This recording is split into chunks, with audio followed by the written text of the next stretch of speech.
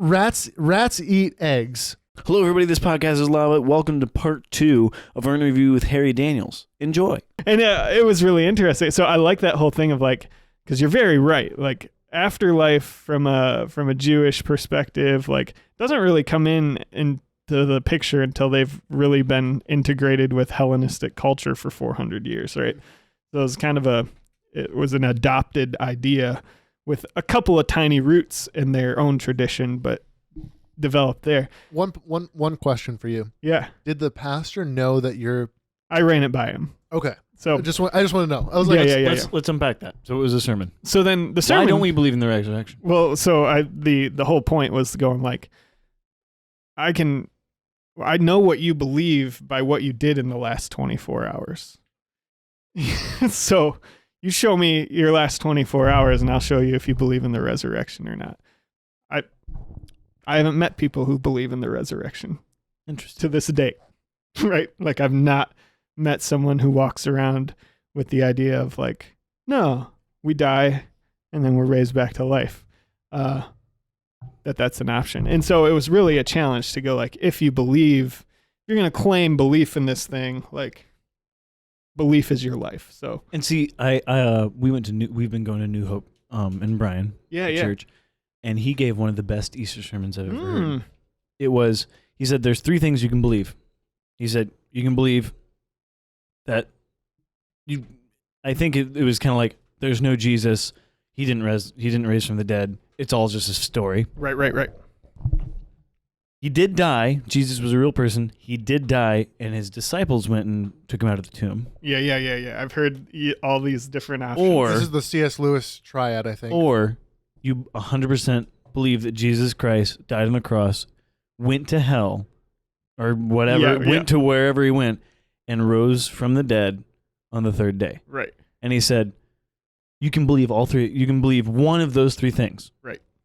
He said, but what you do, he said, depending on what you believe, that should change your whole life. Your life is your belief. If you believe that Jesus Christ died on the cross and rose 3 days later, whole life. Your whole life has to completely change. Yeah. And why do I have a vendetta against modern Christianity? Those 3 things right there. Why? Because, right, like, you could go to... Those 3 things are the lack of any sort of I guess the lack reflection. The lack of response. Yeah. So it's super, in modern America, we have no persecution. Like, the maximum persecution is like, I'm a Christian, I didn't bake a cake for a gay couple, and I got sued. That's the maximum persecution we receive. In China, you get beaten and killed. In many other countries, if you are a differing religious belief from the government ordained faith, you are beaten or killed in prison. Pick a list. And all throughout history, there are countries where that's been true. For the Jews, especially like the Russians, the Germans, just been a really bad situation for them for a lot of situations or a lot of time periods. Modern America, we have no persecution, and not every church, but the majority of churches, especially the ones that want to get people in the door and money in their pockets, are making a very easy Christianity. And if you actually read the Bible, believe it or not, like, you don't have to believe it. You could read the Bible and be like, okay, I don't believe any of this, but if I did, this would be how my life is, and then compare it to modern Christians, and across the board, there would be a gross hypocrisy. Oh, man. You do realize that, that is the basis of our religion, is that every single one of the 7 billion people on the planet fall short. Yeah, no, I definitely allow so for we're all hypocrites. I allow for mistakes, but so you're telling me is you've never... I'm not putting myself in a soapbox. Let me approach this from as much of an bias. Not an unbiased, but let me approach this from He's holding the microphone. Folks. Yeah, I'm trying to think of where this would come from. Where this would come from for me. I'm not saying, hey, look, you are doing this wrong, I am doing this right. I'm not I'm including myself in the sense that in reading anything in the scripture, okay, I guess it's really hard to articulate. I'm trying to like boil it down to a condensed format. We know what you're saying. There's a massive hypocrisy, and churches are not helping. Yeah, I think if you actually looked at a lot of churches that you have been to personally, I think, and my personal thing about churches, there's going to be negative things. There's going to be positive things. Community always you have to look for the positive thing. If every service you go to, you look for at least one positive thing, because there is one positive thing out of pretty much every Christian service in America. Yes, Joel Osteen, I don't know much about the dude. I don't think he's the worst person in the world. Yeah. I don't think he's what's the other guy? Ken.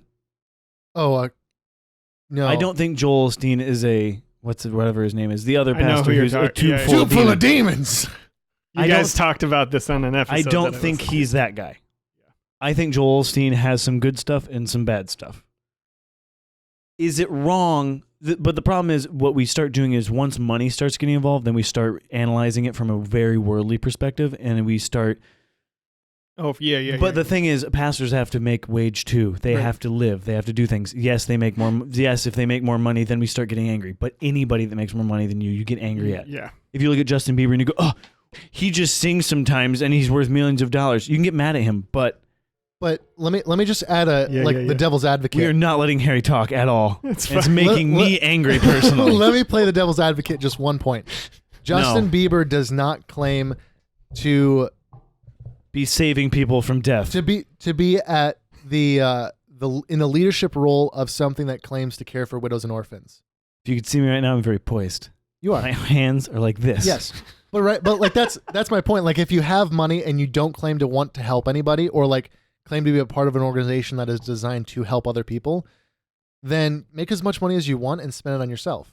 That's fine. Like, Justin Bieber doesn't make a claim to be part of a religion that says... Actually he does, but yeah. Well, yes, but like, he's not a leader. He hangs out with Groot guy. Don't get me started. You do know what we're talking about. Hillsong Church, New York City. Yeah. The lead pastor is like a model. His pants are like so chiseled, and his pants were down to his root. He's got the V. He's got the V that I will never have. Okay. I just finish up your point so he can get to his second thought that we've let him have. Resurrection. Oh yeah, I remember. Faithless funerals. Yeah. Go. That was it. I think that when you're an hour and a half in, when you're part of a, he's talked 10 minutes. That's not true. When you're I have no time constraints, so it's neither do on we. you guys. So part 3 of the. I just have to get up at 5 tomorrow. Same, bro. Or 6. Me too. Sick. 5. Yeah. Good. I've been doing it because I'm running 2 miles. I'm doing it because I'm going to CrossFit. Nice. You're disgusting. I'm doing it because I'm going into work. Sick, horrible person. When I say that, I restarted for the 5th time 3 days ago. Sam, do you know what CrossFit is? Yeah. Have you ever watched the CrossFit competitions? It's about to start again. Huh? It makes you want to vomit watching it. Yeah. No. Sam, finish your point. Oh, now there's too many stories. Okay, keep going. Yeah, I know, right? That's why I'm trying to gather it all. What the heck is going on, man? We need notebooks. No, this is the way my brain works. I can gather so many things, and then I'm like, all right, stop with all those. We have to finish this one up. Yep. That's okay. Good. That's amazing. You'd make a good podcast host. I try. He does. He honestly does. Yeah, if you're the leadership of an organization that's tax exempt and claims to be designed to help the widows and orphans, then there should be evidence of that. Whereas if you're making $1 million, that whole "what do you believe" thing, right? If you practice what you preach, Justin Bieber doesn't preach that he's trying to help the widows and orphans. No. So therefore, I don't go and judge him on the criteria of how he's helping the widows and orphans. Right. That's the gist of it. And I think that there certainly are good churches out there, even like churches that doctrinally I'd be like, what the heck are you smoking? Might still be so doing Satan's insane actually work. God. I think, and yeah, like it's amazing. That's my whole point. Wait a second. My friend always, she's like, she always says that, I don't know why Christians call themselves a monotheistic culture. You have 4 deities. You've got Jesus, God, Holy Spirit, and the devil. And I was like, and the devil is the Lord of the earth. Yeah, so I really never understood why people want to be devil worshippers. He's like not as good. Have you ever watched it's a documentary, Hellbound? No, but it sounds familiar. It's super great. Is it all about like devil worshippers? No, it's all about the 3 primary views of hell that we have and where they've come from. Did we let Sam finish his point so that Harry can talk? I think that was concise enough to move on to new content. Sam, is done. Harry, you're on. So okay, resurrection. Resurrection. We did that. Okay. I think that's an interesting way to hold that belief. That's the most interesting way to me. It's like, do I believe it? And I think I ended that whole thing with, so if you're going to claim belief in resurrection, you watch the news and you don't do anything about what you just saw or heard, there's your evidence. Like, did you do something about that or did you not? If you did, you believe in the resurrection. Like, if you didn't, like, this is something different. Anyways. But Harry, someone else will take care of that. Right. We just watch this. Yeah. So then the Avengers will come. This is probably one of, I don't think I've shared this publicly or with too many people before, but now it's going to be on a podcast where at least 10 people will listen to it. Right. It's basically just us listening to it on a loop. So it was one of the stories that I wanted to put in the TED Talk, but then just through the process of being completely ADHD and nervous, I totally forgot about during the thing, and luckily shouldn't have because I was overtime by a minute. Wait, they had 18-minute sections? It's supposed to be 18, like a TED Talk now. That's disgusting. 18 minutes. That doesn't. It's a strange. And they were encouraging 12 and then 12, 13 minute. Like that's the window they were shooting for. I hate that it's not 15. Continue. Or 20. Just round up. I know. No, it needs to be in quarters. Just perfectly. Continue. Yeah. So the one was faithless funerals. Lost. So it was my first funeral that I experienced. Like, faith has always been tricky for me. And there's been times where there's a deep pursuit of faith, and then there's a time where it's like, okay, faith is absent. And one of the first funerals that I went to where faith was just gone, like it was the first time I'd been at a funeral internally knowing, like, I'm not even agnostic right now. Like, I'm an atheist right now at this funeral. So this wasn't that the people at the funeral were faithless. This was from your internal perspective. This is my experience of just clarifying. going to a funeral. Interesting. Faithless. So it was my brother and his wife 3 or 4 days before the due date of their son Titus, cord wrapped, and Titus died. And so we drove out, and they live super hard to believe in God. Well, and I was going into that like maybe a month or two ahead is when I had kind of been like, I don't think faith fits anymore. And so this is the first funeral space where I've ever gone to like, oh, this will be interesting.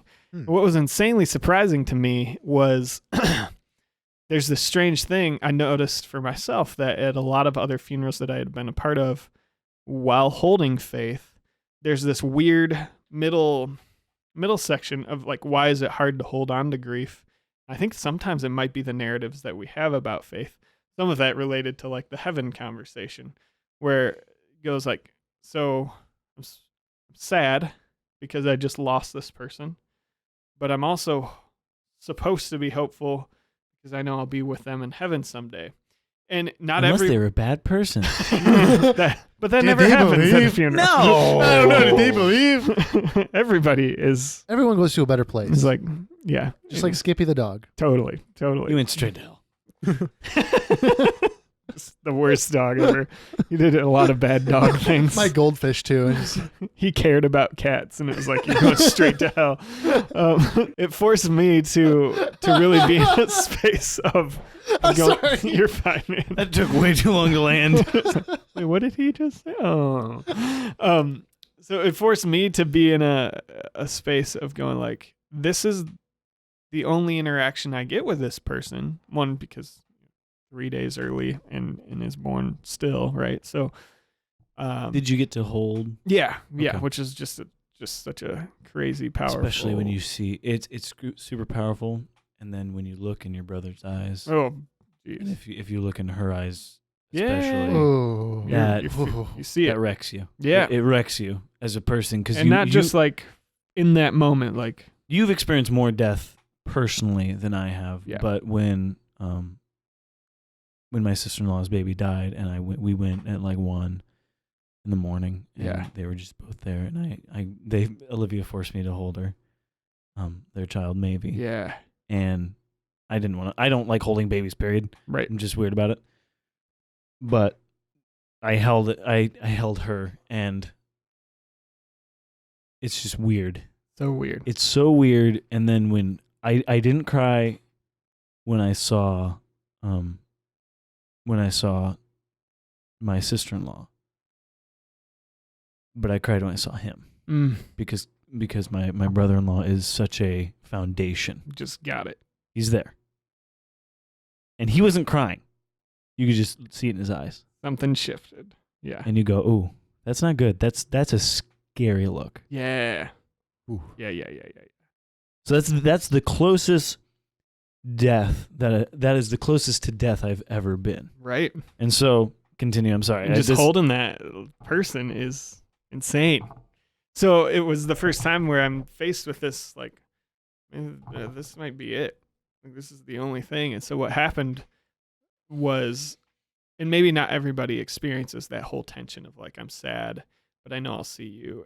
And what that creates in me, or had created in me before up to that point, was an inability to properly let go or grieve the process. And so it's almost like, man, it helped me jumpstart into the grieving process super fast to go like, this is the moment we're in. We're grieving this person. And it isn't, that's where like so much of scripture is really interesting, that it's not afraid to really go into the dark places and not end with like, and then everything was okay. But like, well, if you go, don't read Leviticus. Or no, Ecclesiastes. One of the best examples of that is David was a man after God's own heart. Right. And just what we were supposed to do at funerals, according to Harry at least, what we're supposed to do at funerals, but seriously, yeah. They did that in the Bible with David. Yeah. They showed he was this young kid who went in and had his beliefs, and he went and killed the giant and chased after the Philistines and was crowned king, and then he was on the run from Saul, and then he became king, then he slept with another guy's wife and had that guy killed. Murdered and thrown. This guy is a man after God's own heart? And what is this? And I think it's Christians aren't perfect. Largely accepted that he wrote a good number of the Psalms, or there are Psalms attributed to him, I should rather say. I don't really know what the percentage is, but in those Psalms that there's Song of Solomon. That he wrote, Great there's of roses. Almost an ecclesiastical way of like, he's in these highs and lows. So he's writing in one moment where he feels You mean depression existed back then? Yeah, what? That just happened the last 10 years. It's just these freaking millennials. That's him working through that, and it's not just being like, and he had faith all of his days, and he was completely confident and sure of everything. There's moments when he's just like, God, like, where are you at? Because like, this is not good. I'm in a bad place. Like, and then there's literally a book exactly about that, which is called Job. The book of Job is a great one of like, hey, you're grieving. Job grieved. What's the plural of grieves? Grievai. He grieved. He grieved way more than you because he had way more than you, buddy. He lost all of that. Right. And then his wife was like, curse God and die. So good. And he still didn't. What? It's such a bizarre. Just makes you look like a pansy. Oh man, it's crazy. Anyways, so you were officiating a funeral. You weren't officiating that. No, I was just. You were not there. officiating. You were just attending, or so it was part of. So it was just me experiencing that space internally without anybody knowing, and it would almost made me go like, I think in the future, even if when I find faith again or something like. Funeral day, I walk in as an atheist, at least for 6 hours, so that I get straight to the process of like, this has come to an end. I need to grieve this person. There's nothing more. I need maybe not. It's like sleeping and it's black. But at least for the ongoing relationship, right? Like, which allows me to actually enter into the loss, and it doesn't keep me in this weird limbo state. And even if you assume that there is some great glorious afterlife, it just to add to what you had already said, it's like, it is, even say you're reunited in that place, it's the end of a dynamic. Right. And you'll never get that dynamic back. If you're in heaven and you meet this person again, it's not like, hey, what's up? Let's go to the bar, hang out. It's like, no, this thing is done. Yeah. Yeah. You know something worse? There's no bars in heaven? No. In heaven, there is no beer. We are just memories. Oh, I love it. So if this is something I asked Silas one time, I'll put him on the spot. I said, would you rather me die or have amnesia and I will never recover? And I will not know you like I know you right now. Jeez, man. We would have to start over, and I'm a 22-year-old that doesn't have a memory past the age of 5. Yeah. I can talk, I can do things, I'm fine. Build new memories, but we don't. But I don't history. know who you are. You are a stranger to me. And he said, I think I would rather you die. And there's a lot of we are just memories. It's insane. That's one of the hardest stories I've listened to. I've listened to some podcasts where someone who I like had a relative, not theological. It's philosophical analysis of like tragedy. I listened to a young man who that's why people have faith, so they can just go, whatever. Faith, right? whatever. Yeah, totally. This is my crutch. Yeah, I don't want to think about it. I don't have to actually deal with anything. It can help. It can definitely help. I'm not saying it's. I have faith. I believe. I believe, but if you don't think about it, you don't allow it to help you engage in the spectrum of experience. Then there's a reason why there's that, and your body. I'm holding the mic again. He's very serious. There's ways that your you. body copes with things. I guess, you know, and to like block that, and be like, no, I will not cry. I will not grieve. I will not experience this. Right. You lose out on all of that. Well, here's and they show it in movies a lot too. People put off emotions, and then by the end of the movie, they break down and finally give in to their emotions, and then it's a good moving scene. You go, "Wow!" Well, that's how I felt about my dog. So this is so interesting. So I got to go see the last the Avengers Endgame, and I thought there was this really interesting thing that happened when Iron Man dies. Spoiler alert. If you haven't seen it, you're lame. So. Dumbledore dies. Snipe kills Dumbledore. Sorry, gang. When that one main character dies. But no, when Iron Man dies, what happened in the theater, and I'm watching the movie way after when it came out, because I wasn't. And so is everybody else in the theater. Yeah. Everyone there with you was not a nerd. Or like... And I'm not sure what the early reactions to it were, but in that funeral on that day, there were sobs audible in the room.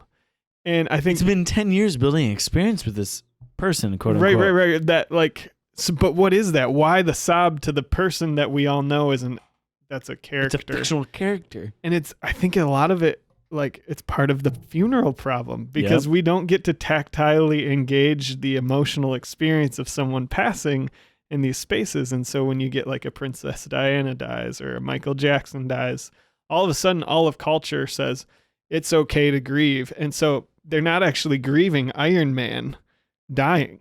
Mm-hmm. Like they're holding the pain from the people that they've tried to experience. And this is where they get to live it out and let it out. I think that's what's happening. I like that. I like it, but it sucks that it's a necessary thing right now, because it doesn't have to. You could actually do all of that work with the people who mean the most to you. No, you're not. You're supposed to buck up, buddy. Right? Yeah, they're in heaven now. You're not allowed to be sad. But unfortunately, that whole industry is it's a service industry, and it needs to be an experience industry. Do you know why they can make billions of dollars on movies?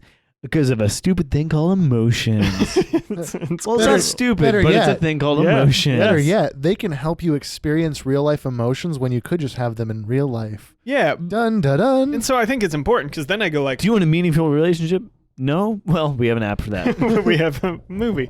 But I think, so there is a good part of it too, though, because without those super meaningful, visible stories, that's all the more undealt with stuff that people are carrying around. But I really don't think it's Iron Man dying that makes people cry. It's the fact that they lost a friend or a parent and it's this is the place where or it's goldfish okay. and they were 5. Right. You don't grieve stuff. It's the baby bird I found, and it died. It's so sad. I will say children, that's why Jesus was so... Yeah, they're the purest form of human. They don't have that wall up yet, and it's great until also you get super annoying. The guy who goes, "Buck it up." It literally just takes the one person to suddenly just like walls up, tap the glass, and it just shatters to pieces. Because maybe it's the way I've been raised, but normal functioning life can't go on. Right. If we don't buck it up sometimes. I burned my arm. Totally. I can't sit and grieve me burning my arm. Forever. I have to continue work. And so there are moments where we do need to buck it up. Yes. But not all the time. We do need to let loose, and especially as a straight white male, or as a male in general, you need to express yourself. And I understand that. My tear ducts dried up. Yeah. Yeah. There needs to be a space where they're like, because you're a straight white male. Yeah. And you have no emotions. Buck it up, buddy. No. Yeah. But no, yeah, there should be like a space. The other thing that is just troublesome for me that I'm working on is I am a very opinionated person. Heck yeah. And a lot of times I think... That's why I piss off Sam, because I'm not. But I am. Yeah, but I also think I piss you off because I have an opinion. Like, exactly. Like if I, like, so the church... Because you're wrong. The church thing, like when I have a very strong opinion about something, I don't necessarily posit that I am correct, but I have a very strong opinion about it personally. Yeah. And then I voice it, and I'm like, am I going to, like, not that I'm not afraid of getting flack for it. But I'm really afraid of people hating me for it. Yeah. Sam is continually afraid that he's going to lose Silas and I as friends. Not you guys. I just don't want to seem like I'm a jerk. Dude, I mean, you'd have... Not to even you guys, just to the audience. Yeah. I don't think I'll ever lose you two, hopefully. So your second point was going to a church and how you get more of the grieving process if you go into a funeral as an atheist. At least giving yourself the space to name, like, this season is done. Right. And so maybe you don't have to go in and experience it as an atheist, but for a time to actually allow the pain to set in, because it's like, it's painful. I think if there's a you sit lesson with for it, anyone, you'll like learn spiritual or from it. not. Yeah. You can take that. But what's interesting, and I've experienced this a lot with people, is they jump so quickly, or some of the folks that I know so quickly, to we'll see them again, or God had a plan, or all of that. Don't be sad. Essentially, that's what I'm uncomfortable with sadness, so... Don't cry, you'll see them again. Yeah, and it just... Please stop crying. It Please creates stop such... crying. Please stop crying. Please stop crying. Can you imagine? And in a sense, you're hearing that all day on the day that you've just lost this person. And so that's not healthy or good or going to lead to something. So, yeah, there's a little bit of like... You need to grieve. Let's let the darkness in a little bit. Because in that dark place, there's things that are important. That if you don't go there, you're never going to grow in that area. Dang it. That's going to be a sign at my funeral. It's just going to be like, don't let the darkness in. No, so it's going to be like, it's just going to be, so if y'all who are listening have like some people dying, just please reach out. I want to do their funerals. Yes. You want to make them dark and depressing. So the link down below is going to be, Harry's officiant. Today we're just go to the Instagram, message him, say, I just had someone die in Oklahoma. We'll fly you out. Come over here. So the pay it $200 post Tedx thing has been... What was the crowd's reaction? That was going to be my question. Well, it's still happening. Like even with some of the people who were there, that I'm still getting like DMs and Instagram, like via Instagram and Facebook, of people saying things like, "Hey, 7 years ago I lost my sister, and your talk helped me understand that again."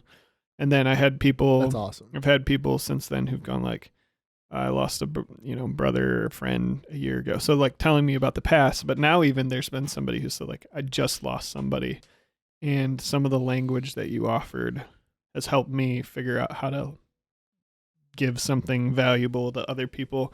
But now then there's other people who are going like, hey, I'm in a tough situation that just it feels like a sort of death. What are your thoughts? And so just having those conversations with people has been super cool. That's awesome. I would, can I do that all day? That'd be super fun. I want to hold all your all's death and pain and grief. Like I want to hold that with you and help you hold it. Gotta have an outlet. Right. So that's kind of what then, but then the idea afterwards is just going like, funeral industry really hasn't been innovated in a couple 100 years. Do you realize that like ton of places have been innovated. Again, Yeah. Viking burning in the ship funerals. Super cool. Think about it. That package only cost $1,500. But specifically around the idea of tactile visitation space. Yeah. Mm-hmm. I would love to be doing that as a set. I love setting up spaces. I've always loved doing that and creating an environment and an atmosphere and then guiding people through that. And so now that I'm not working at the church, it's going like, what's the next step? Harry Daniels, funeral director. Harry, Mary, Barry. There we go. But it'll be spelled as all the names, right? Harry, Mary, Barry. Did that take a second, It Sam? took a second because it took me a second, but I didn't react the same way. I went. You were like, that's stupid. Don't name it that. No. I was like, I don't know what I was thinking. I thought Mary as in happy and Barry as in the fruit, and then I went. I thought Mary as in the name. I haven't considered it that way. I thought Mary as in someone's Magdalene. name. You've and thought about Barry this as in Barrymore. the perfect amount of time, Harry, Mary, Barry. That's a phenomenal Instagram handle, right? dude. Bro. That is your business card. Probably not, but it'd be fun. No, you would get the right clientele if that was your handle. Here's the thing, like, I think the most interesting, I love doing weddings. Yeah. My favorite thing. This year I just added like You always read out of Proverbs? no. Although I haven't done like an overtly religious ceremony in a while. I had some friends who just got married and they wanted me to do their wedding, and so they had some like religion is faith is so important to them, and so they're like, we want to do a reading and we want you to read the reading, right? The 1 Corinthians. So in my wedding ceremony, I really try to say things that people have never heard before. Like, what is this guy doing is almost what I want people Who is this to guy? Yeah. But whoa, who is this guy? I'm thinking about my I'm gonna invite relationship. him to my next TEDx. So they're like, we want 1 Corinthians 13 read. Love is pain and love is kind, that whole thing. I was like, okay, we can read that. What am I going to say that's never been said about this chapter before? And I've tried to think of it in the past. At the rehearsal, we're going through everything. What is the Driving home, and all of a sudden, I was like, got it. So I read 1 Corinthians. I don't like the laugh. That's the scary part. I got it. I read. I'm going to ruin this wedding.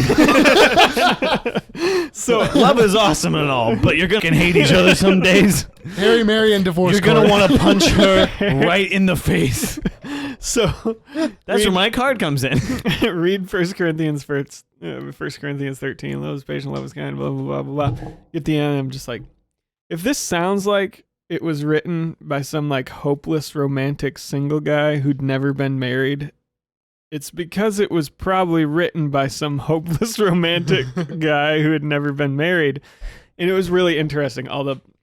It connected so deeply with some of the couples who had been married for a long time. They were like, they're like, my single friends are freaking idiots. Why are they doing this today?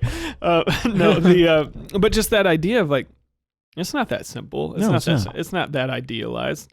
You ask a 30-year-in married couple to rewrite 1 Corinthians 13. Guaranteed they do not come up with anything that looks like the current 1 Corinthians 13. Maybe in the idealized version, but love is way messier and tougher and grimier than all of that. Like, I mean, when you break it down to its very core, which is basically what 1 Corinthians is love is really hard. Insanely hard. Continue loving someone. That's why that's why divorce is such a huge industry. Yeah. Because people find, I don't love you anymore. Well, did you love him in the first place? Totally. Interestingly enough, Sam's getting a divorce. no. This is news to absolutely everyone. The weddings that read that, I would say probably a good majority of them are like some religious Christian, Judeo-Christian wedding. And the statistics for divorce is roughly the same in churches, if not higher. Right. So it's tricky. It's interesting. Marriage is tricky. Yeah. But it makes me I do want to do a wedding. I guess I didn't really have a point to say with that. So this is my differentiation with people are like, marriage is so hard. No, it's not. It's living with another human being. That's insanely hard. Because whenever somebody's like, oh, marriage is so hard, you should never get married. It's like, then you should never have a roommate. Yeah. Because living with someone is insanely hard. Marriage just means you're committed. Yeah. Like, That's all that's the differential. You're in it for... You're going to continue living with this person. Yeah. You're going to continue hoping they don't kill you in your sleep. You're going to continue. Yeah. Have you watched Fern Brady's stand-up? I have not. Okay. I've watched so much stand-up. Fern Brady. She's I think she's Irish. You need to watch Joe Rogan's new stand-up. Okay. After this, that's your research. All right. I love it. Exchanging. She has this one joke that's so amazing about wanting to kill her sleeping husband. I think it's amazing. Fern Brady stand-up. Yeah. Well, now I'm never going to sleep. Cool. Think about it. How much you trust the other person in your bed that you're sleeping with to go, I don't know if I sleep like a rock. She could kill me anytime she wants. Yeah. Now, if she starts, like, if she doesn't kill me instantly, I could probably overpower her and, like, we could go from there. But she better do it the first time right. Get her done. The gun's right there. Just do that. Don't go for the pillow. No, I will wake up and overpower you. Oh, a pillow fight. How sweet of you. I've thought about this. You're ready. You're prepped. I'm ready. All scenarios played out. Nice. Yeah. Got the secret button on the headboard that pops a knife into his hand. Oh, I wish I had a headboard. I also, same. Anyways, marriage is interesting. A lot of weddings should sound like funerals. Like you're letting go of who you are. Because that is what a true marriage is. Yeah. Is dying and becoming a new person. That's why it always freaks me out whenever they're moving into one or the other's place. Never do that. Ever. Like go find a new place, you mean? Go get a new place. The pre-established kingdom. Even if it's the place next door, leave that place that you're so comfortable with. Because that's what my mom, like I was going to live here for like a month before we got married. And she's like, don't do that. She's like, you will get into habits that you will not want her to break. And that will make it harder. If you move in together, then you will. Right. She may not like the drawer that the silverware is in. Yeah. And you're not going to want to move it because it's been there for a month. Yeah. Mm-hmm. So that would be takes guys forever to relearn where silverware drawers are. I still don't know where it is. One of the dumbest thing, whenever there's a panel of switches and there's 4 of them, you can live in that house for 30 years. You still don't know what any of the switches do. Why is this here? I lived in my parents' house for 19 years. There's a panel with 3 switches. And no one I was just learning what they did. At work, there's like, this isn't relevant. There's a whole panel of. No, it's only relevant because it's funny. There's like a whole room, the studio that lights up, and it's controlled by individual double light switch boxes, and there's like 5 of them in a row, each one with 2 switches. Yeah. And there's a duplicate set of them on the opposite end of the studio. So up and down doesn't mean on and off for any of them. So they just look like a series of like do. The only one that I know. I don't know I have OCD until he starts describing that, and then I'm like, that would make me infuriated. There is only one switch that I need to know, and it's the entrance hallway light, and I turn that one on, and I go into my studio where all the lights are controlled by me, and I leave the rest to somebody else. That's so weird. Because it's like, how do you remember? Yeah. Because what you do is you go turn them all down. See, I'm still back at there. You turn them all down, and then you go fix them on the other board because they all need to be universal. Leveled out. Like, no. Eventually, maybe you someday. have a little OCD vibes. Just sometimes, but not really. Yeah, okay. That's something I want to talk about too. You done, Sam? That is a funny story, and I hate it. Good. I love it. I love the funny part. I hate the story because it makes me angry. Hey, James, you know what? Sometimes I don't get along with you, and I would hate to live with you. That's why I'm not married to you. Yeah, you're right. That'd be gay. Gosh dang it. Walked right into that one. It did. Now that has to all be cut out. Sam, that was great. Okay, so what else are Let's talk about me more. I've talked about. I think you made your 3 points. No, he didn't. I think so. No, he just made 2 points. The third point was talking about his podcast. We'll get to that. Yeah. But the other one is something about you guys. Do you have ADD? Oh, yeah. ADD? insanely. Have you noticed I can't sit still? Yep. Okay. I mean, it's part of why I was like so much more relaxed once the video went off. I was like, oh, good. I don't have to worry about my knee bouncing anymore. And see, my mom always yelled at me about moving my feet. So I never move my feet. If you notice, I have to have something in my hands. Totally.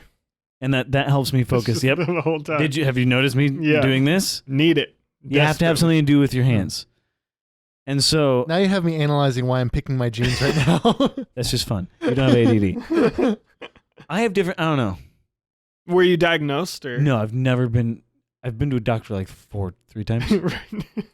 Why would you go to a doctor? That costs money.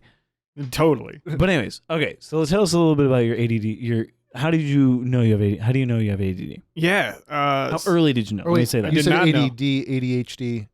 Same thing. Explain that. In current, kind of the most recent or last 5-10 years, ADD and ADHD, it all falls under ADHD now. Okay. So some people might still identify as ADD, but whenever someone's getting diagnosed with whatever that is, it's always ADHD right now. Okay. So attention deficit hyperactive disorder. The way I found out, so right out of high school, I got that job at a church, highly creative, very hands-off, got to work with one of the coolest people ever who was like, yeah, that's one of the interesting things about church jobs is that they feel extremely entrepreneurial with none of the risk. Like you get to show up to work today and you go like, what needs done? Oh, I guess that needs done and I want to do that right now. Okay, I'll go do that. Yeah. I'm bored of that now. Now I'm going to go hang out with a person or, you just choose your own adventure every day, which is amazing. As long as you choose all of the adventures by the end of the year, right? So someone didn't clean the bathroom for a whole year. Yeah, no one chose that adventure. Well, that was the other thing I super lucked out at is the first job that I had. It was a whole church staff. Like there were 6 or 7 people on staff all the time, each with kind of specialized roles, and so it was in just all I had to worry about was youth ministry, and that was it. Like I didn't think about that. It was very well delegated. And it was teen youth ministry, so it wasn't even like... So it was super well delegated. Yeah, right. Down to the age. Yep. That's awesome. It was great. Not a lot of youth pastors get that. No, I can't imagine. I think that one of my struggles at the farmhouse was like, I was technically in charge of 0 to 18-year-olds. And it was like, woohoo! That's an age difference. Plus all the other things. You're learning to walk. And that wasn't You're even learning my to primary. date girls. Right. Yeah. And I'm supposed to hand you a framework for understanding a library of literature gathered over 3,500 years.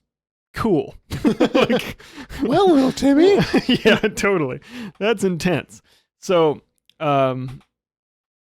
had this job that was super easy, and then right out of there went and worked on a well drilling rig with my brother Tim. Which was fun. So fun working with Tim and Steve. And Steve, I just paid back Steve for all the times he would scare the crap out of me as a kid. Oh yeah. And he's the youngest. Like he's the youngest brother. He would come up with elaborate ways to just scare the shit out of me, which is really fun. And so it was like he was the one in charge of world.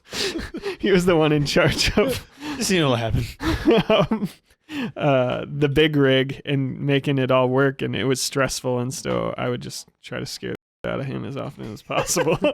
And so that was an insanely fun time. And then right after that, I got to go work for Goodwill in their social work department.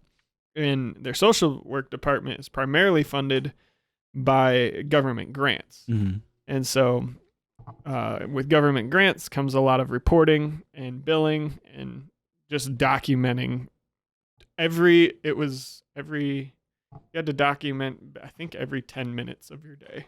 That's awesome. Horrible, especially for someone with ADHD, but who didn't know it, right?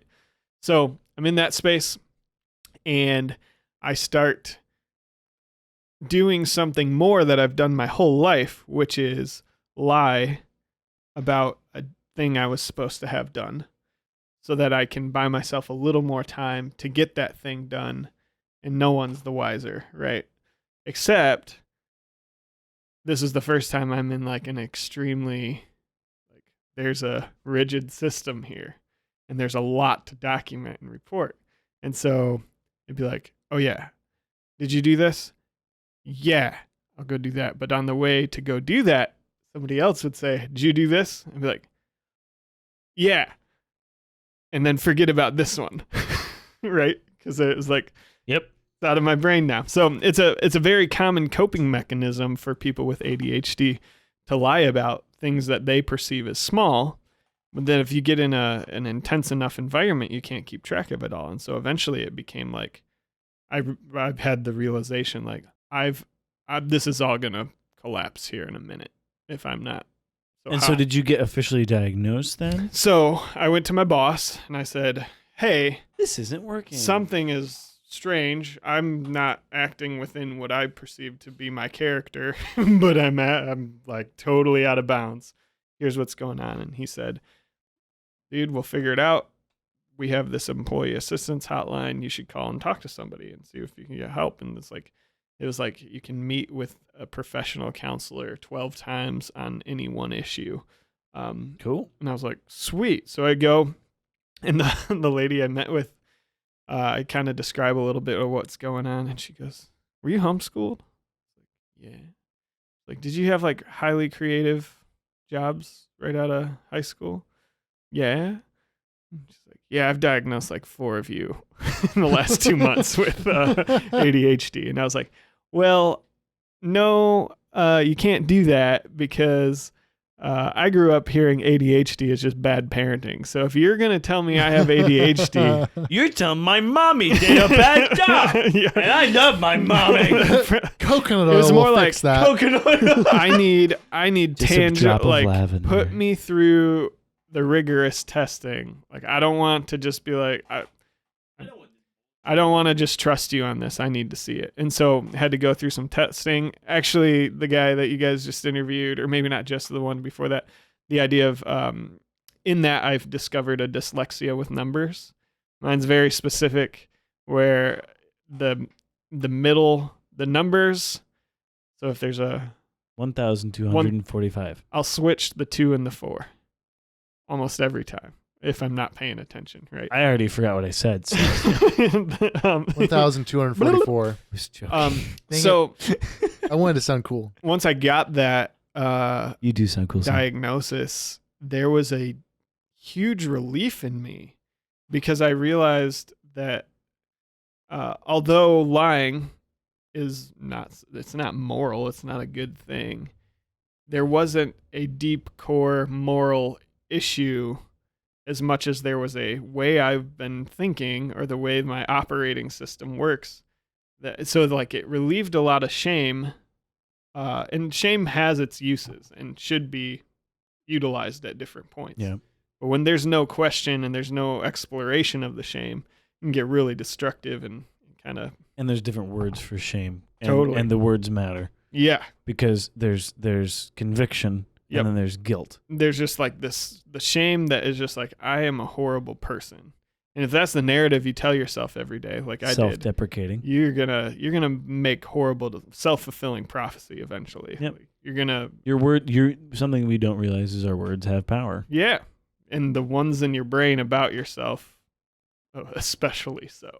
Yep. Like, that's why I think, I don't know if this is true, but something that I've heard is that psychiatrists will tell extremely depressed people every day, go in the mirror. Every day you need to be exercising and eating, right? Those are 2 things you need to be doing just as a normal human being. Totally.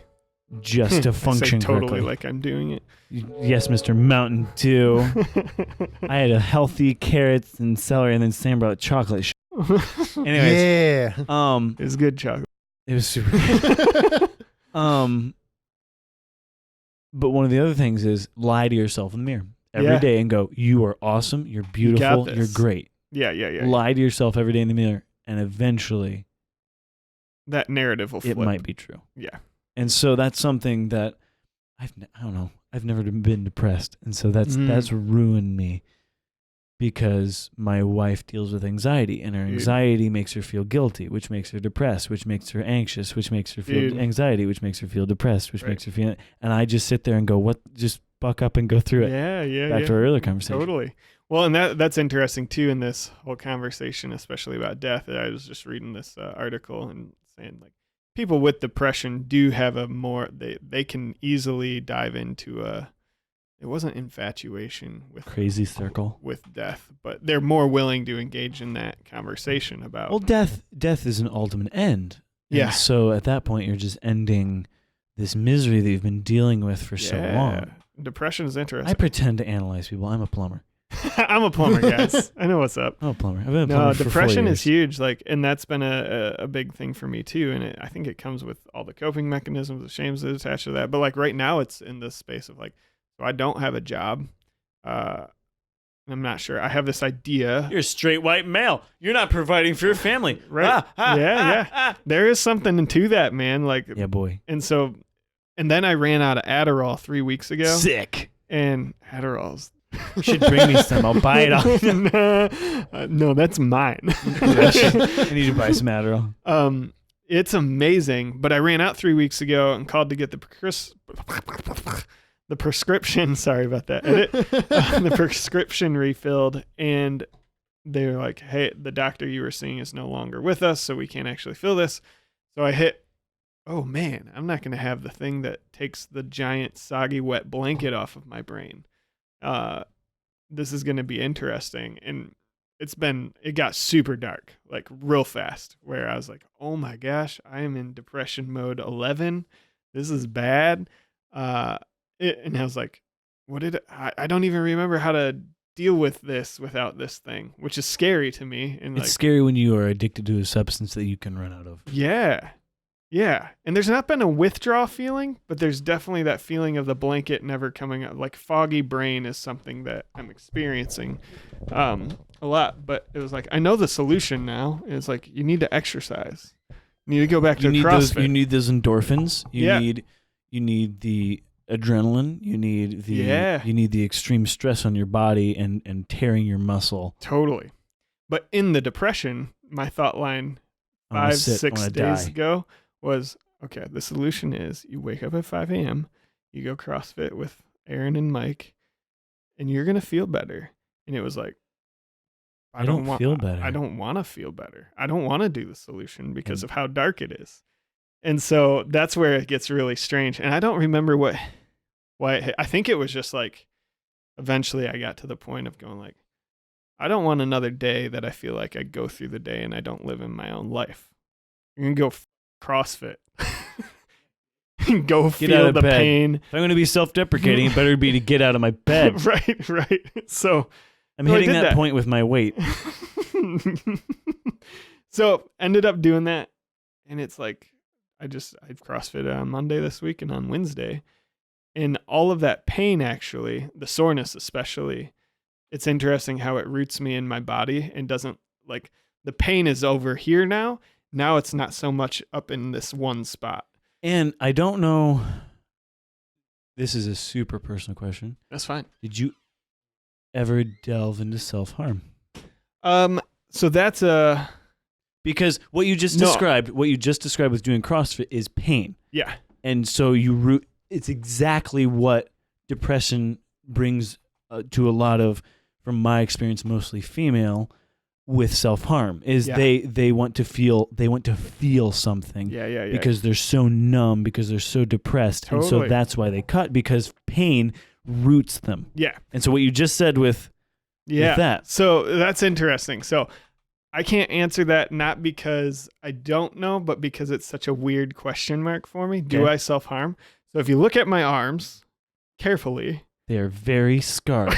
You should be like, what did you do? You pick scabs. And so there's like that. Yeah, right. Like, and I can't stop. Actually, in the last few days. That's not weird to me because I grew up with a mother who picked scabs. Right. Well, that's cool. It's weird. I'm so self-conscious about it. Normally, like this year, I wore long sleeve shirts up until it was like 85 degrees until it was like, fine. I have to surrender to it. Because that is interesting. It's a self-harm that's more acceptable. It's way more acceptable. It's not a knife, right? And I also, people don't look at your arms and go, ew, he self-harms. Right. But I'm not sure. Do I pick because I'm self-harming and trying to feel a pain, or is it just this neurological thing that I can't stop doing? But it lives in both of those worlds somehow, and I haven't explored it enough yet. I should probably. Did you pick your scabs more when you were depressed? Oh yeah, it's super easy. So at that point, then Yeah. it might be delving a little bit into self-harm. Depressed or bored. Yep. Yeah. So it's a strange thing that It's a very interesting. Self-harm is a very interesting. Self-deprecation, self-harm. Yeah. When you're ruining yourself, it can do several things. When you do it verbally, it can be funny because you're bringing yourself down to make other. Sometimes it can be woe is me. Sometimes it can be you're tearing yourself down to build somebody else up. Totally. And which is super fun. And it's super fun. You're like, well, this guy. Look at this guy. Yeah. Look at this guy. I'm nothing compared to him. I'm a piece of trash compared to that guy right there. Which is true. Look at Sam. He's a beautiful man. Nicest things he's ever said to me. No, it's not. I've said way nicer things to you. Probably. I've also said way meaner things to you. That's also true. You've also said way meaner things to me. We're analyzing a relationship. Anyways, I love it. But self-deprecation is always it's always fun because there are people. It has to be the state of mind and where you're coming from. I'm very happy with myself. I like myself. It's amazing. But according to my wife, I've been a lot less happy with myself because I've gained a lot of weight in my hips and stomach. And now I don't like myself anymore. Interesting. So the physicality. So this is I'm like a something. very physical person. Yeah. And so now that I'm not as good looking as I want to be, right, I started running. From Monday to Thursday, and I'm like, I haven't just nonstop. Yes, nonstop. I'm running right now. Monday to Thursday, but I've been doing it every morning. Good for you, man. And so I'm like, I need to fix this, and she's been getting mad at me that I haven't been fixing it. Yeah. This was a whole thing. Anyways, interesting. Back to ADHD because I still don't understand. No, I'm all in on this conversation now. Okay. Interesting. This is the closest thing to depression I've ever gotten to. Wow. Yeah, it's weird coming from someone who's never been depressed. Yeah. It's fun because I live with someone who experiences depression about once a month. Okay. Or more, right? Depending on what's going on, and so it's allowed me to experience things more, a little bit more intimately. Get some of that lived empathy. But I can still self-deprecate with liking myself. Yeah. Anyways, that's so It's interesting. I also can hurt other people's feelings, which I've done before, very easily because you don't live with that. No, and you don't realize. I don't live with depression. That state is. Yeah. I also love bringing up extremely touchy subjects, which is super fun. And it's good for podcast land. It's great. It's perfect for podcast land. So helpful. And Silas and I had a conversation apparently a long time ago. I said to him, Silas, we have had such a wonderful background with two parents who loved each other and us. Yeah. They both believe in Jesus Christ, and that has put us at a very, very extreme, steep advantage over, I would say, at the most 90% of everyone. You just have this stable. We are so confident in ourselves, we could destroy anyone we want. Just crush them. Because I don't know what you could say to me. Yeah. The funny thing is, though, I want to add. Sam's going to add something that's going to crush me. No, definitely don't want to. I don't want to. Definitely don't. Because you know what? That's the person that I turned out to be the opposite of the two of you. And that's why. The same context. Same context. Right. Same lineup in terms of I'm the youngest. Yeah. I'm in a 2-parent household. You grew up basically an only child. Yeah, ish. I grew up with probably closer siblings, more like Silas, because Silas had like siblings that were around. And it's interesting because you felt guilty? Question mark? No, I have always been the insecure, lacking confident, tag along third wheel. Gotcha. And same context, but like in terms of like, obviously there's definitely differences in terms of like how we were raised and parents and, you know, things like that. Our dads actually hugged us. Yeah. Ouch. That's a chord.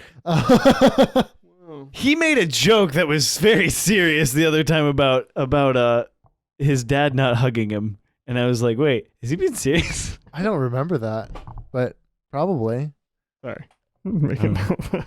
No, I mean, it's interesting because, like, in the context of being friends with the two of you, I was perpetually jealous. Like, you guys were cool. You guys were confident. I don't think I necessarily realized that you were confident, especially when we were younger, but I was like, you guys were cool. So, like, cool then meant confident now. So my concept of, like, not being able to recognize words like, oh, they were confident, like the deeper meanings, you guys were cool. And So I was Harry, not cool. The guy you met when you first came here, Josiah, he coined what I believe is the perfect description of me. And other people have also said it's the perfect description of me. He said, I am the absolute nicest asshole he knows. That's tricky. He said, you are the nicest asshole I know. He said, you're super nice, but you're real. Yeah.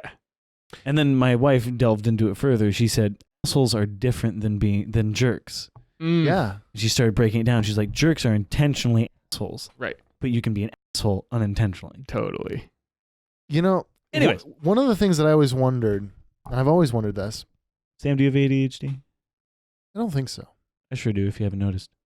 I've actually considered going to therapy, a therapist, just without having a specific, like, tick that's cueing me into there being a problem. I definitely know that there is, but, like, not a disruptive one. I don't necessarily have something that disrupts my day-to-day life that would cause me to go, but I'm just like, I'd love to be analyzed by someone. Yeah. I just would like to know. And explore your brain. Yeah. I don't think I have from that. A completely unbiased party. And that part of that is like, okay, so someone has looked at you, James, and has said, okay, you are the nicest asshole there is. Someone called me shallow once. I took that very personally. I remember that. I remember you telling me that. It was interesting. I don't think I'm shallow. I don't think you are either, but it took an element to get to a conversational place. Gosh damn plumber. It takes a conversational, it takes a vulnerability to get to where you are actually not shallow, but not superficial. So, like, you are, like, you'll have a conversation with anyone for the longest time about really interesting stuff, but it took me a while to actually get to what you thought and what you believe. Because that is my defense mechanism. Yeah, you're not shallow. You're thinking about those things, but it takes a while to get those to be revealed. On the drive here, I had to go, remember, you're going on a podcast where they're going to be asking you questions. You don't get to hide behind all the questions. But the worst part is, Sam, we're talking more than him. No, it's fine. No, I know. But think about it. If you were on your podcast and you were talking more than your guests, how would that make you feel? Oh, yeah, I'd be a little weird about That's it. how I am right now. It's totally fine. I know it's fine. What I love about going, like, just stroking the ego, I guess, would be when I listen to your guys' podcast, I wish Tim and I could... Just stroking the ego. I wish Tim and I could do a little more of the banter that you guys are able to pick up, so it feels even more conversational, because sometimes I'm bummed out by the interviewee dynamic that we get going on in ours, where it just... I'm going to be honest. I've listened to 2 of your podcasts. You're fine, man. It's all good. See, that's what I do, and everybody's like, I've never listened to your podcast. I'm like... Right. Yeah. We're not that good. I mean, really it's fair. don't care. Yeah. What, can I ask what to...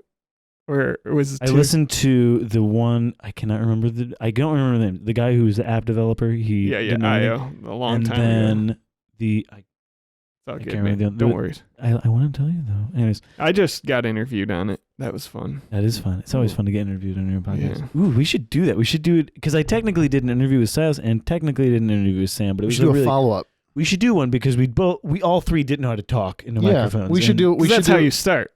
We all realized we're really not interesting whatsoever. We need to figure out what we're doing. We should do a James, Silas, Sam interview, like 1 episode each. Yeah. That'd be great filler, since we seem to be bad at researching topics. I'm so bad at scheduling things out, as you have experienced. Scheduling is fantastic. It just has to do with our roles. I am the producer and editor. Yeah. I don't do any research. Yeah. And our social media handle and a bunch of other things. So you do the podcast. I do the podcast. I rely on Sam and Silas to bring the content. To bring the content when we're doing a subject. Yeah. Which is why I like interviews.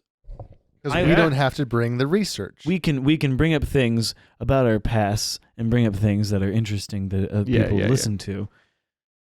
This is so boring. Anyways, to me, it's boring. From a standpoint, it might be boring for the audience. That's what I'm going with. That's why I'm saying it's boring. It's boring content. I'm enjoying this conversation. Just add the also if you want to hear about podcasts. If you want to hear about podcasting, it's a super fun thing.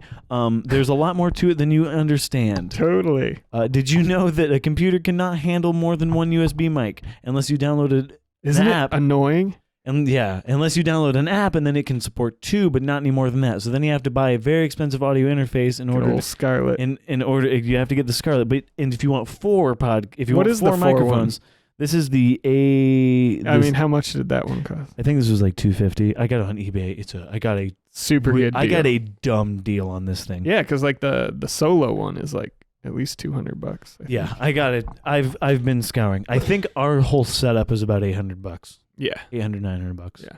And I keep adding to it slowly. My whole setup was, hey, Steve, can I have some extra audio equipment? Thanks, bro. Connections. Anyways, so we are 3 hours in. Are we 3 hours? Almost.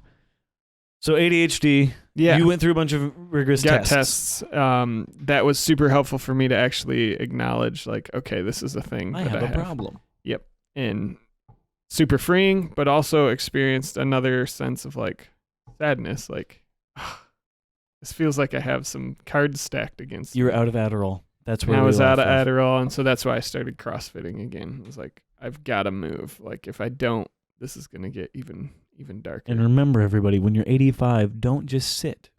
Be a farmer until you're 85. There so you you're go. that skinny little tiny guy that can pick up an farmer. entire truck because you'll live to be 100. Right. And smoke 50 packs a day. That's the real key. It keeps away a lot of, the toxicity, and it keeps away other toxins. Exactly. Yeah. Because that's not the If smoking. your cells are dead, they can't get infected. So if your cells are already dead, the cancer doesn't want them. But that was something I noticed because my grandma lived with us for about 6 years. Is when she stopped moving. It's just a human nature thing. Yeah. When you stop moving, you deteriorate. Yeah, man. Mentally, physically, totally, emotionally, and so that's very interesting. Moving. So it'll be good to be doing this. What's your CrossFit? You did it Monday. What did you do Monday? Monday CrossFit? Was 5. Get ready to throw up. 5 rounds. So, I have it in my phone. Oh, sick. 1 sec. Oh, cool. He's like. So what I've been doing as a workout is there is a track outside of town or just outside of town, and it's 8 rings. I guess that's normal. And what I do is I do 10 push-ups, and then I run around the center ring, and then I do 10 more push-ups, and I run around the second ring, and I do push-ups at each ring before I start them. Yeah. And then I do 1 finishing up, so I do 90 push-ups, and I think it's about 2 miles. Good for you, man. I mean, I kind of hate you because I do jumping jacks in my living Sam. room. I did it a month ago. Yeah. And then I didn't do it again for a month because I wanted to die. I love you, James. And then this week I got really discouraged looking in the mirror, and I said, okay, 5 a.m. and go do it. #relatable. And so I've been doing it. And today I missed it because I woke up because we went to bed at like midnight so last night. interesting to me. The idea of like self-deprecation. The thing is motivating people, because I've talked to different fitness coaches, one fitness coach, and they said different things motivate different people. Yeah. Some people need that. You're a fat piece of shit. I hate Get out this there and body. work. You need the drill sergeant. You Get out need and the work. drill sergeant Some people to push need you. no. You're doing good. They need encouragement. So what's your CrossFit? Well, I was regimen? just gonna say my motivation there is always brain. Like I'm so much more creative whenever the exercise. I'm not creative. I don't buy it. Okay, so Monday was 15 kettlebell swings. What is a kettlebell swing? Is it it's that thing, and you're just standing. How heavy do you have? I just did 35 pounds because I've not done anything in forever. I think the normal one is. He just said he did. Sam Shoemaker. Have you ever lifted 35 pounds? Yes. How many did you say? So you do 15 kettlebell swings. So what's a kettlebell swing? You swing it up and through your legs. So you have 35 pounds and you do it 15 times. How many times?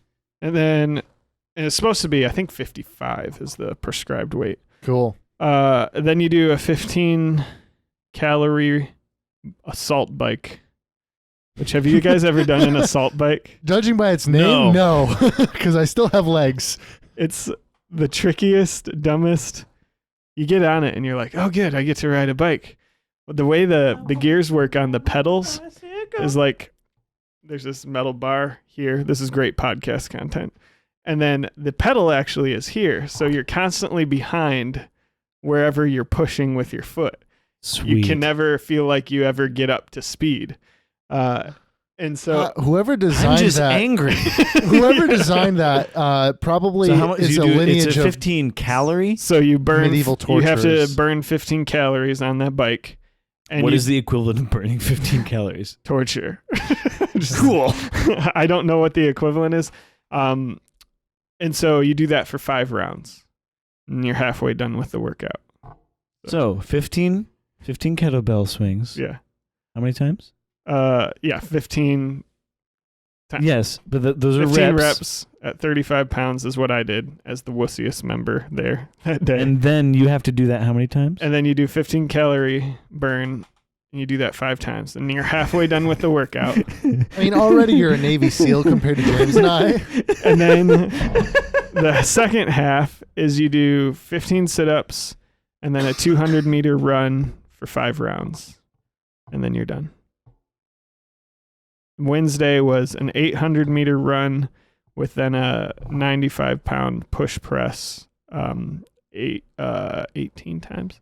So, but I couldn't do 95 again because I've got a weird shoulder and I don't want to go in at 95. So I went 45, just the bar.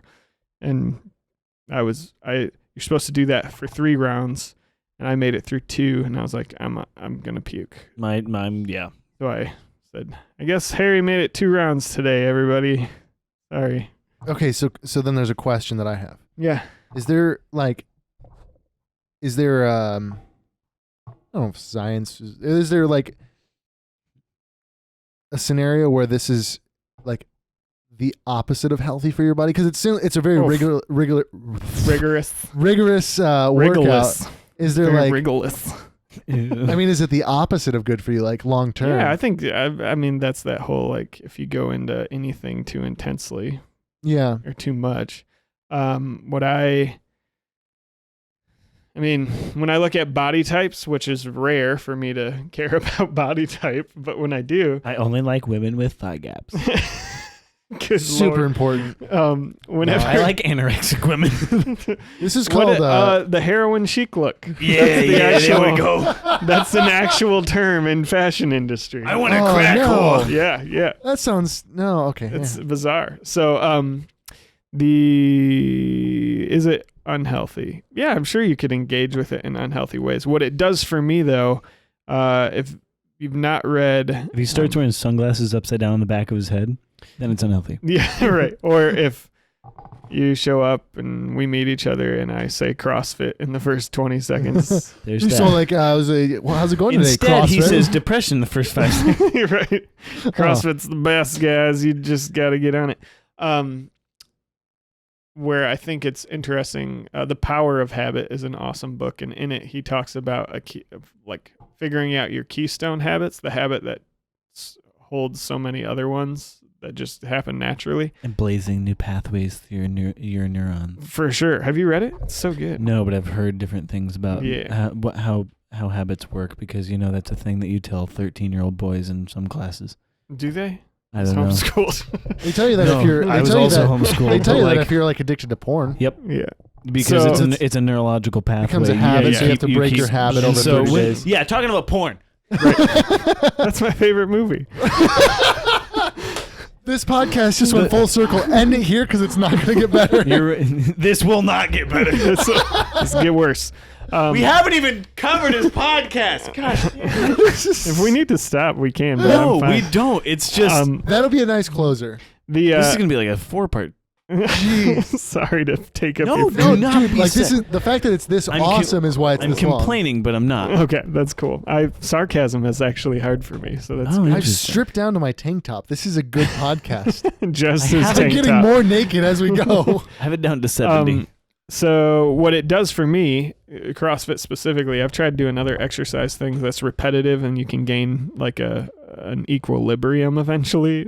And this you cannot. Like I was easily reminded like, oh, that's right. I never don't get to be not sore. Like, did I say No. that?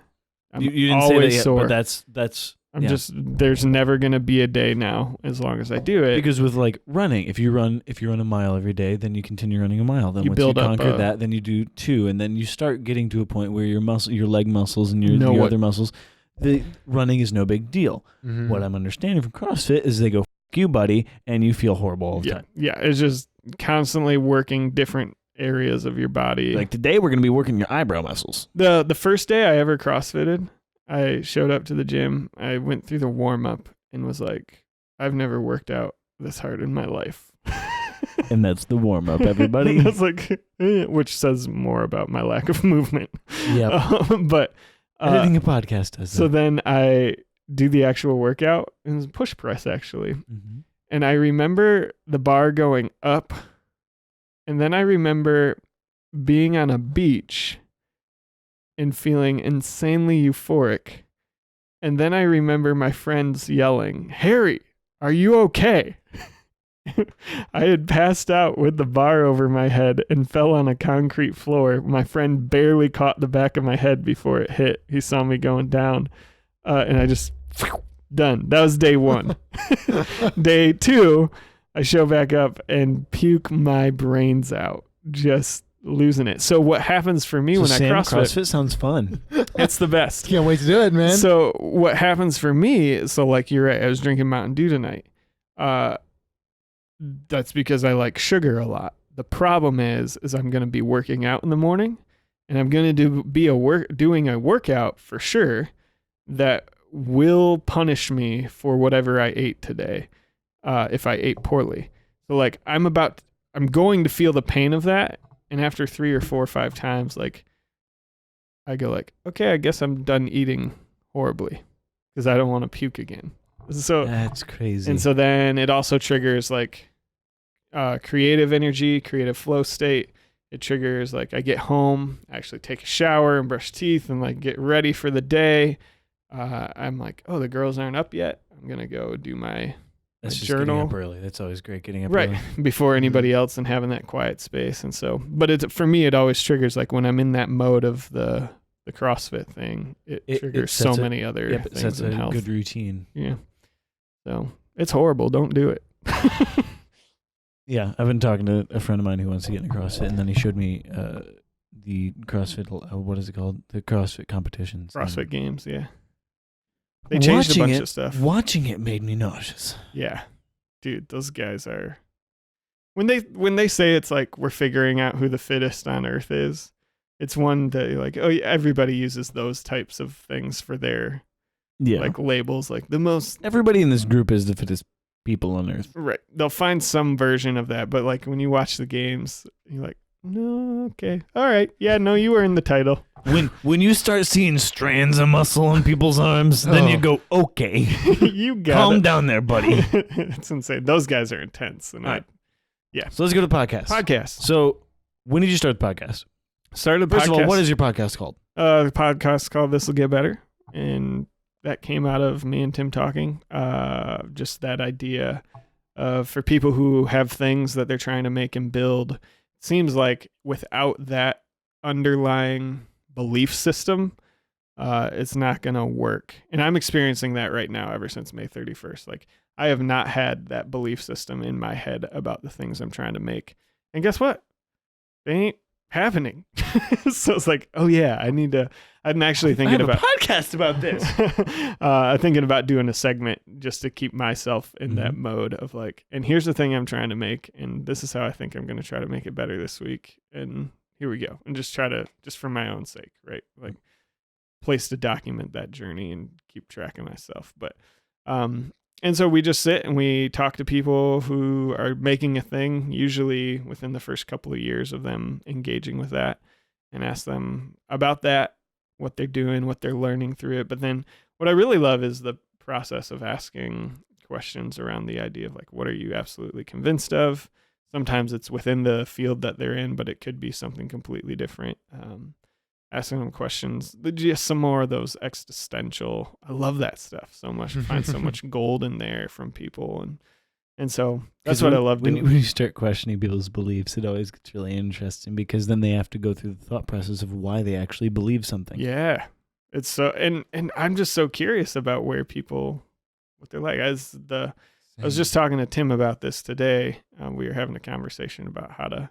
He totally could have come. Yeah. He's on. We got to invite him. It's all good. No, I think we get Tim on the next episode. Yeah, do another guest. I feel like to add another voice to this would be like chaotic. But Yeah. You guys are, darn you, Daniels. You're so interesting to talk to. Thanks, man. It's fun. It's so weird to be on this end of like, why are people asking me? I just want to. This whole time I've been fighting the urge to ask very specific questions to you guys. Just like, next time have both of us on. And then there we go. I do want to have you guys on and like, yeah. Let's do it separately because then. Well, Sam was on it but never published, right? I was on one of the trial episodes. Yeah, when we were first going like, how the hell do we do this and what is about this? selling Legos. It was awesome. There's a couple of shrinks down into just the bit of my seat. Dude, there's some of the things you said in there of like.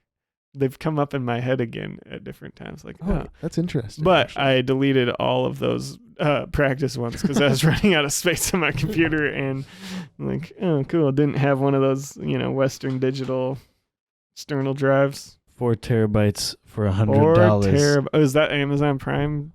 Yeah. Just get one. Prime deal. We got no, it wasn't a prime deal. This is what it normally is. Oh, that's amazing. It's $100 for 4 terabytes. Jeez. I'm eating up my M.2 is the only problem, so I need to transfer stuff. Yeah.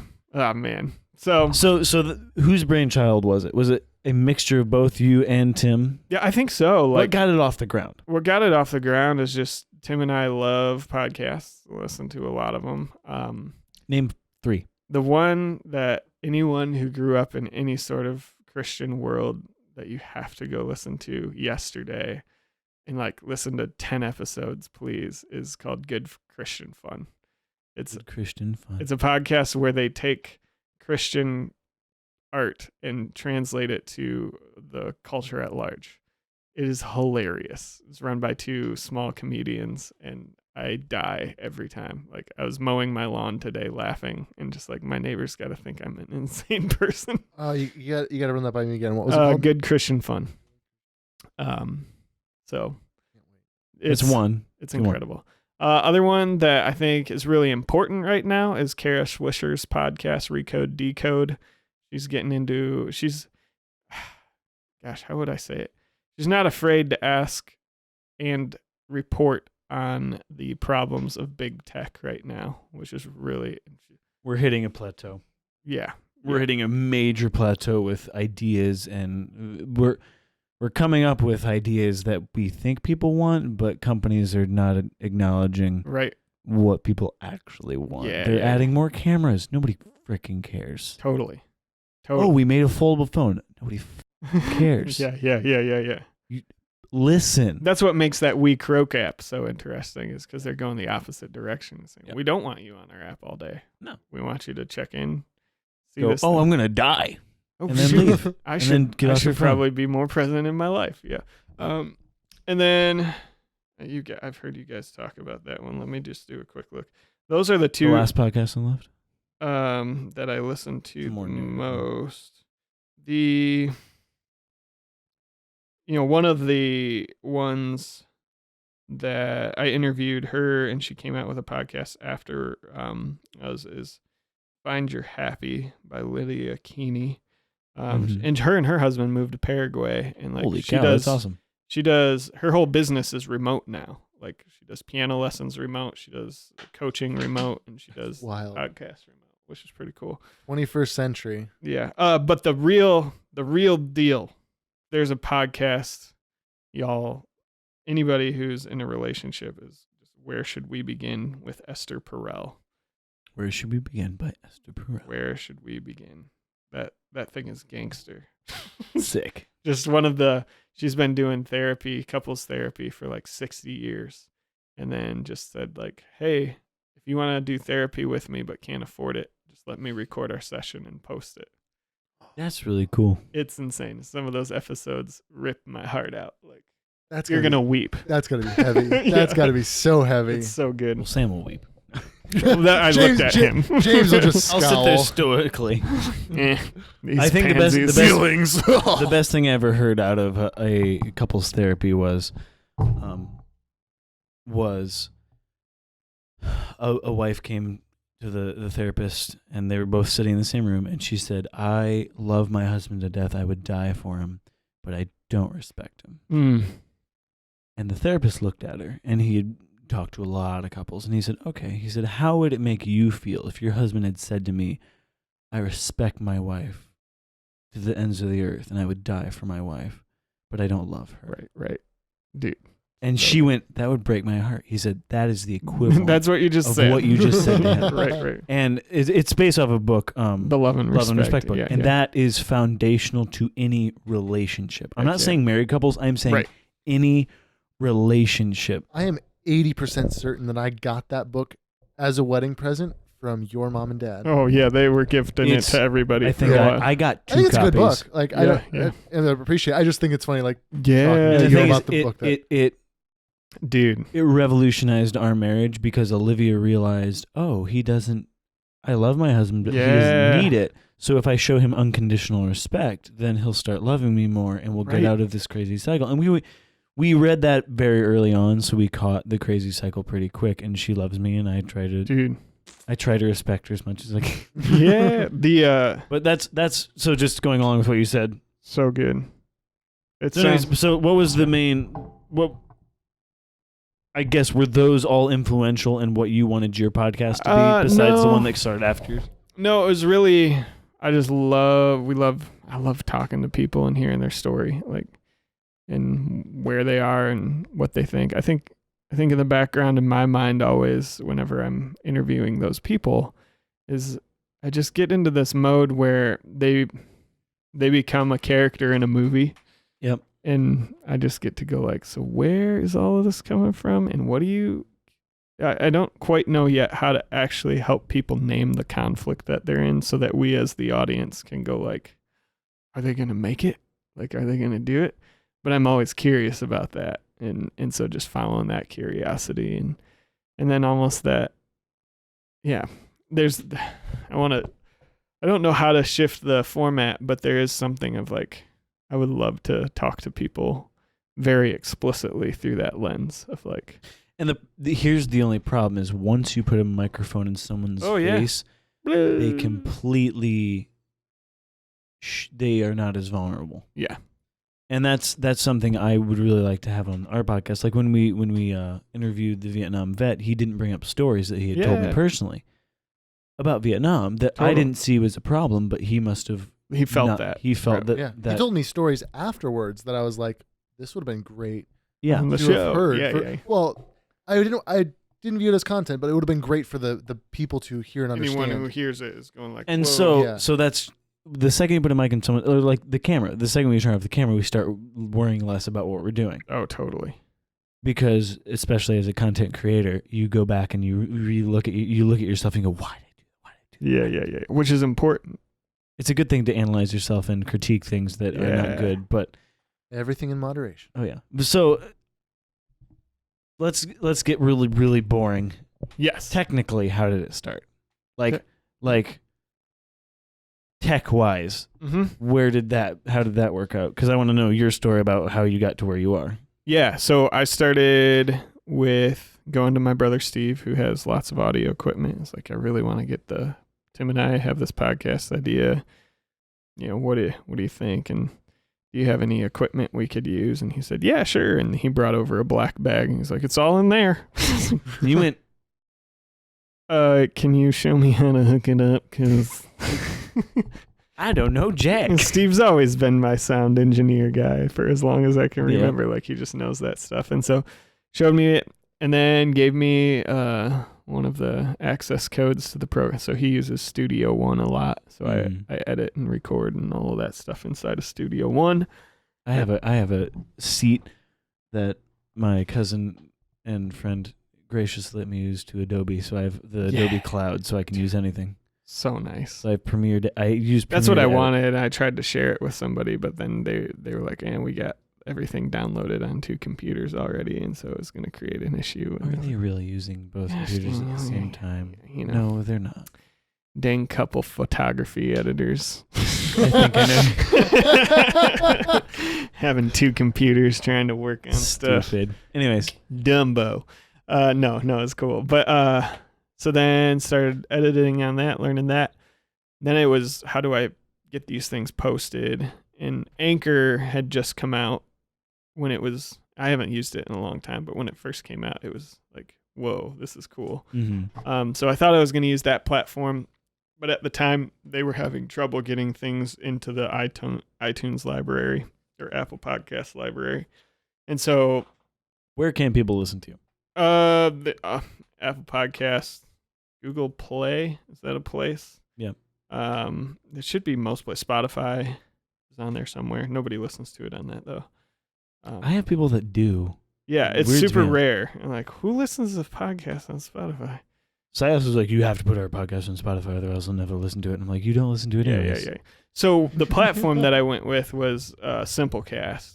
Okay. I love Simplecast so far, and it's just, they make it super easy in the sense. I'm using PodBean. PodBean, It's super easy as well. I tried SoundCloud, but I didn't like the pay structure that they It's had. like, hey, so you're going to pay us $1,000. And you get this many minutes of upload a And you month. go, excuse me, I'm doing a podcast, not music.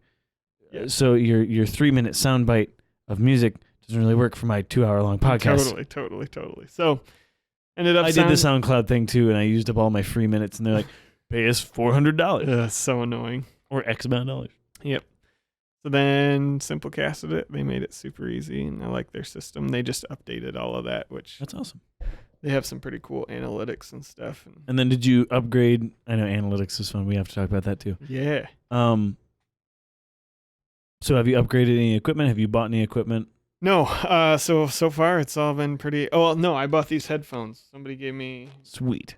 $100 for my birthday, and I was like, I really need, because we only had one pair of headphones that were broken that Steve gave us.